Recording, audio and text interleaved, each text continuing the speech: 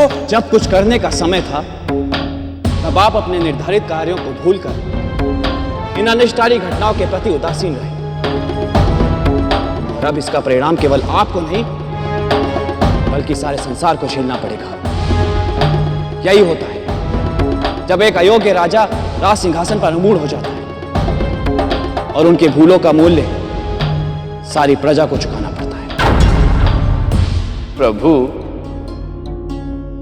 संसार में लोग भूल तो करते ही रहते हैं, किंतु उनकी भूलों को क्षमा करना ही तो आपकी महानता है।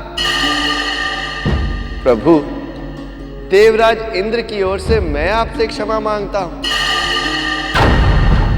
अब इस संसार की रक्षा के लिए कुछ कीजिए प्रभु। मैं समझ गया प्रभु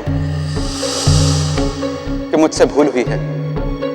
मैं अपनी भूल का दंड भुगतने के लिए तैयार हूं, किंतु मेरी भूल का दंड इस पूरे संसार को ना दीजिए। इस संसार की रक्षा कीजिए प्रभु। मेरे इच्छा संसार में हर प्राणी को अपना जीवन अपने ढंग से जीने का अधिकार है। जो जीवन जीने की कला जानता है वह सदैव अपने मन की पुकार सुनता है, और जो ऐसा नहीं करता उसके हाथ केवल पछतावा ही लगता है। नारायण नारायण, आप धन्य हैं प्रभु। कितने सरल शब्दों में आपने जीवन का मूल मंत्र बता दिया। रही बात संसार की रक्षा की, तो मेरे इच्छा संसार का पहला नियम यह है कि कोई चाहकर भी नियति को नहीं बदल सकता। जो नियति में लिखा है वो तो घटकर ही रहेगा। ये आपका अच्छा संसार है प्रभु। इसके नियम बनाने वाले भी आप और चलाने वाले भी आप। आप चाहे तो सब कुछ कर सकते हैं प्रभु। मुझे आप जो कहे मैं वो प्रायश्चित करने के लिए तैयार हूं प्रभु, किंतु इस संसार पर आ जाने से बचाए। यदि आप समय रहते प्रयास करते तो यह अवश्य होता देवराज, किंतु अब नियति पातालवासी असुरों के पक्ष में जा चुकी है। फिर भी कोई तो उपाय होगा प्रभु इन असुरों से इस संसार की रक्षा करने का। अदिति नंदन इंद्र, यह सत्य तो आपको अवश्य ही ज्ञात होगा कि मेरा संबंध आत्मा से है। इसी कारण विद्वान मुझे काल पुरुष की आत्मा मानते हैं, और जो मनुष्य संकट के समय अपनी आत्मा के स्वर सुन और समझकर उनके संकेत के निर्देशानुसार चलते हैं, वे वास्तव में मेरे संकेत होते हैं, मेरा दिशा निर्देश होते हैं। इसलिए आप स्वर्ग और संसार में आने वाले संकट से रक्षा के लिए अपनी आत्मा में ध्यान केंद्रित करें। आपको सत्य मार्ग पर चलने का दिशा निर्देश अवश्य प्राप्त होगा। प्रभु, ये संकट का समय है। इस समय उचित है कि आप ध्यान छोड़कर हमारा मार्गदर्शन करें। नारायण नारायण। देवराज, भगवान सूर्य देव को जो कहना था वो कह चुके। अब इससे अधिक उनकी साधना में विघ्न डालना ना तो हमारे लिए उचित होगा और ना ही शुभ। भगवान सूर्य देव ने आपको जो उपदेश दिया है आप उसका पालन कर उचित मार्ग का चयन करें।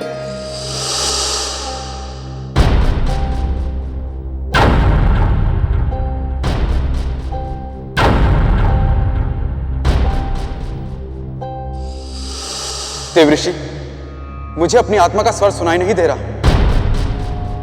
देवराज, थोड़ा ध्यान केंद्रित कीजिए। ध्यान केंद्रित करने से ही आपका अपनी आत्मा से साक्षात्कार होगा।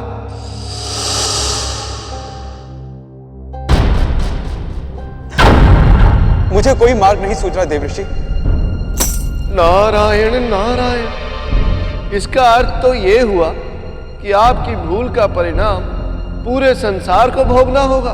नहीं, ऐसा कभी नहीं होगा। जो भूल मुझसे हुई है उसका सुधार भी मैं ही करूंगा।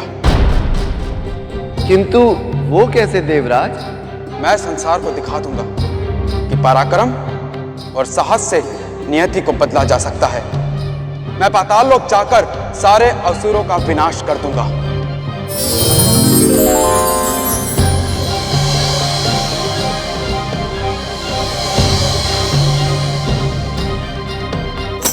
नारायण नारायण।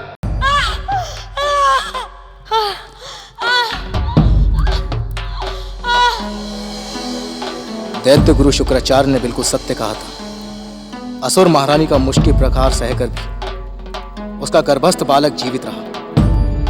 अब यह बालक निश्चित ही सारे संसार को अपने प्रहारों से आतंकित कर देगा।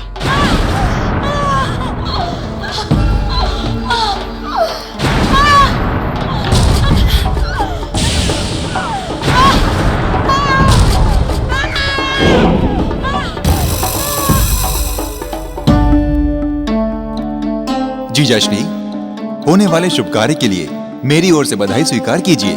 मेरी ओर से भी बधाई स्वीकार कीजिए जीजाश्री।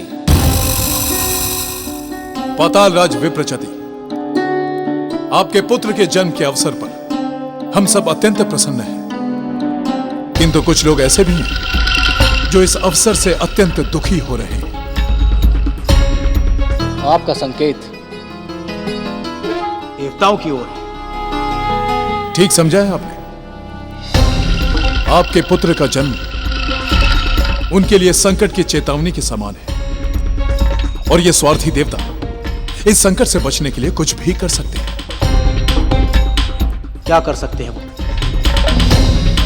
ये कहना तो कठिन है।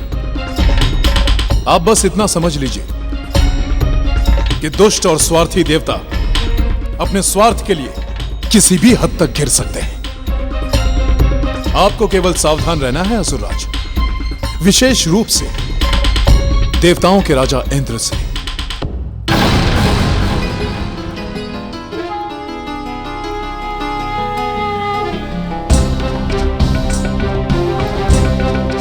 असुरवीरों,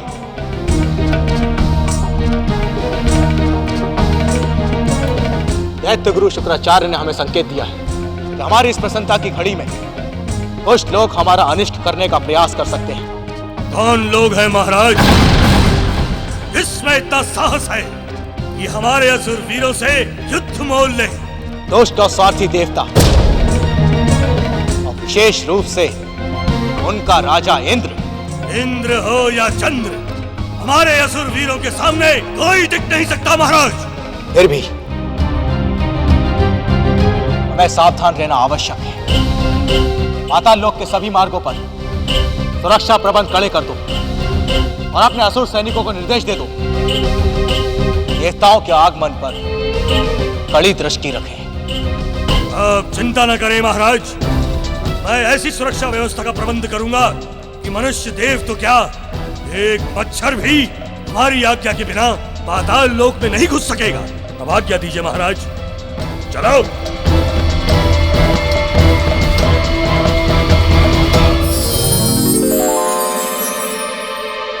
नियति, विधि का विधान, इच्छा संसार के नियम, छलावे है ये सब। सत्य तो केवल एक ही है, पराक्रम। पराक्रम ही वो अस्त्र है जो हर विधान को बदल सकता है, हर नियति को निरस्त कर सकता है। और पराक्रम मुझसे बढ़कर किसी और में नहीं। मैं दिखा दूंगा कि मैं विधि का विधान बदल सकता हूं। इससे पहले कि वह असुर मुझ पर आक्रमण करे, मैं पाताल लोक जाकर उन असुरों को समूल नाश कर दूंगा।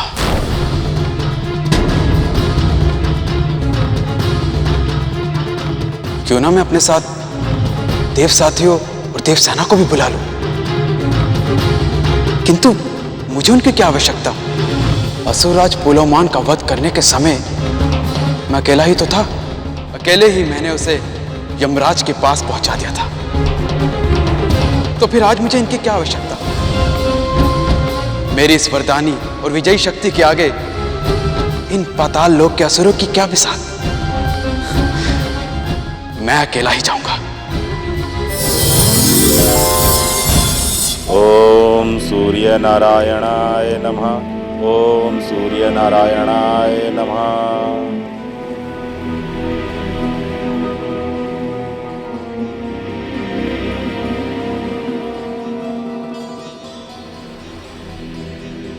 महामुनि सुहासा, रुक जाइए। मेरी भेंट स्वीकार कीजिए। रुक जाइए महामुनि सुहासा, रुक जाइए। महामुनि, यह माला मैंने अपने हाथों से बनाई है। कृपया करके मेरी भेंट स्वीकार कीजिए और मुझे आशीर्वाद दें।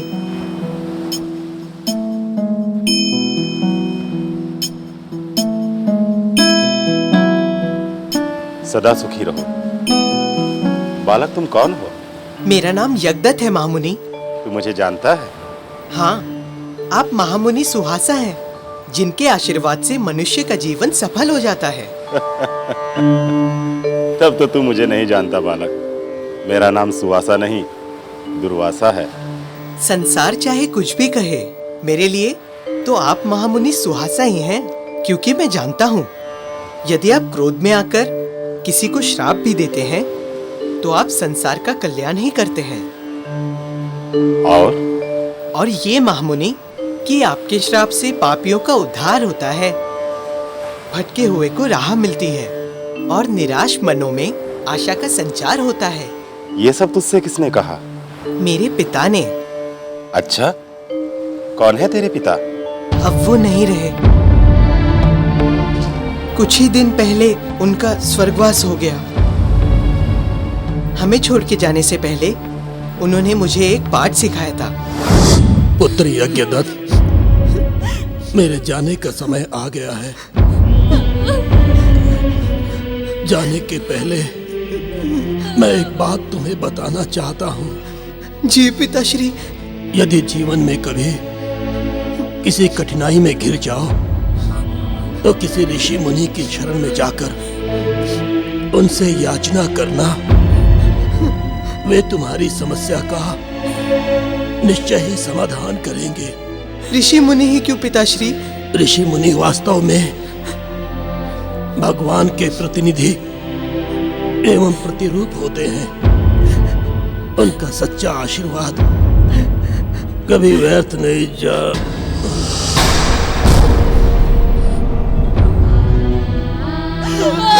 पिताश्री, पिताश्री, पिताश्री, पिताश्री।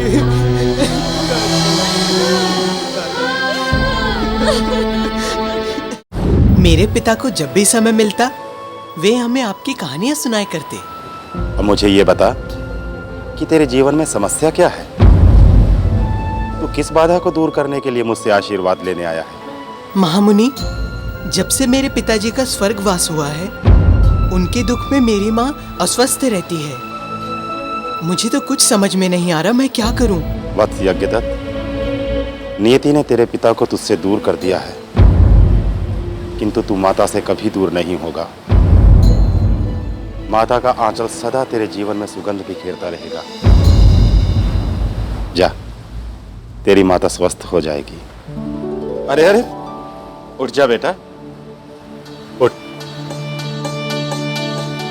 और ये माला वापस ले जा, क्योंकि फूलों की माला भगवान को चढ़ाई जाती है, मनुष्यों को नहीं। मैंने आज तक भगवान को नहीं देखा। मेरे लिए तो आप ही भगवान हैं। तू सचमुच बहुत ही होनहार बालक है। जा, मेरा आशीर्वाद है कि तू जीवन में सदा उन्नति करता रहे। दुख के काले बादल तेरे जीवन रूपी आकाश में कभी न छाए। पुत्र यज्ञदत्त, पुत्र यज्ञदत्त, प्रणाम माते।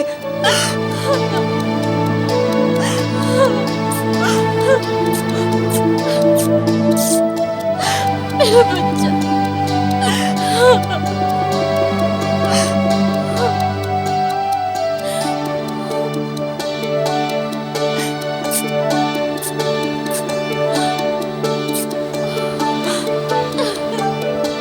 माँ, तू तो अस्वस्थ थी, शैया से उठ भी नहीं सकती थी, फिर तू यहाँ तक कैसे पहुंची? मुझे तो पता भी नहीं था पुत्र कि मैं कितनी अस्वस्थ थी। मैं तो अपने जीवन की अंतिम सांसें ले रही थी। मैं तो जा रही हूँ सूर्यदेव, लेकिन अपने बेटे, अपने पुत्र यज्ञदत्त को तुम्हारे हवाले करके जा रही हूँ। उसकी रक्षा करना प्रभु। यज्ञदत्त की माता, मैं अपनी तप साधना का पुण्य फल तुम्हें प्रदान करता हूँ। अब तुम पूर्ण स्वस्थ रहोगी।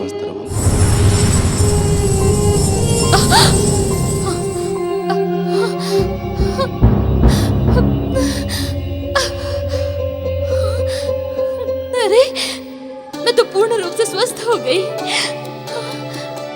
हे सूर्यदेव, आपको मेरा कोटि कोटि प्रणाम। उसी दिव्य प्रकाश के कारण मैं स्वस्थ हो गई। माता, तू जानती है वो स्वर किसका था? नहीं तो तू जानता है बेटा? हाँ माँ, वो पुण्य फल और स्वर दोनों महामुनि सुहासा के थे। मैं अभी तुम्हें उनके दर्शन करवाता हूँ। वो देखो। अरे, कहाँ चले गए महामुनि? उस बालक ने अत्यंत भक्ति और श्रद्धा भाव से यह माला बनाकर मुझे भेंट की है। मुझे इसे किसी सुपात्र को भेंट करना चाहिए, किंतु किसे?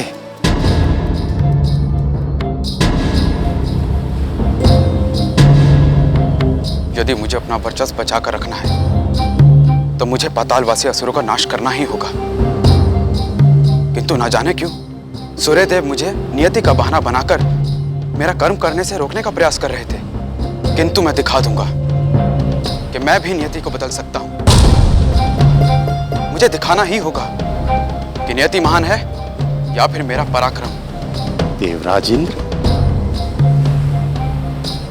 ये माला भेंट करने के लिए इनसे उपयुक्त पात्र और कौन हो सकता है? इन्हीं को भेंट कर देता हूं।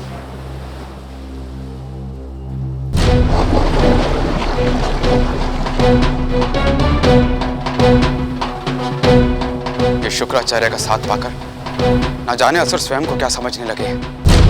ये तो देवताओं का राजा इंद्र है। आपको पक्का पता है? हाँ, पक्का पता है। महाराज विप्रचति ने इसी से सावधान रहने का विशेष निर्देश दिया था। किंतु ये तो अकेला है, इसकी सेना भी कहीं दिख नहीं रही है। अब तो और अच्छा है, इसे मारने का सरल उपाय है। मुझे तो लगता है कि ये अवसर हमें सौभाग्य से मिला है।